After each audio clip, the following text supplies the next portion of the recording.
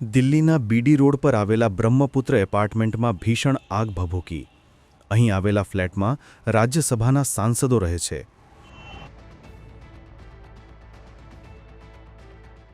આગના કારણે સ્થાનિકો અને અધિકારીઓમાં ચિંતા ફેલાઈ ગઈ છે, કારણ કે આ વિસ્તાર અત્યંત સંવેદનશીલ અને મહત્વપૂર્ણ મનાય છે.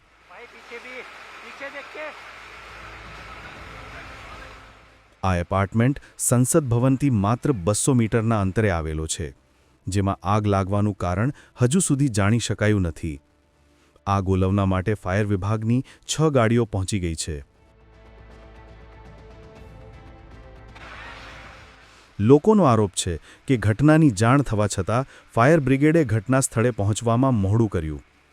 આગ 4થા માળ સુધી ફેલાઈ હોવાનું જાણવા મળ્યું છે. ફાયરની ગાડીઓએ ઘટના સ્થળે પહોંચી આગ બુઝાવવાનું કામ શરૂ કરી નાખ્યું છે.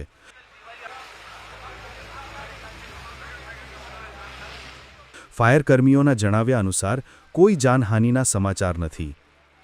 સ્થાનિક રહેવાસીઓનું કહેવું છે કે ફાયર બ્રિગેડને ફોન કર્યા પછી પણ એ મોડી પહોંચી હતી. તેમણે એમ પણ કહ્યું કે જો ફાયર બ્રિગેડની ગાડી સમયસર પહોંચી હોત તો નુકસાન ઓછું થયું હોત. इसका सामान लिया और पैकेट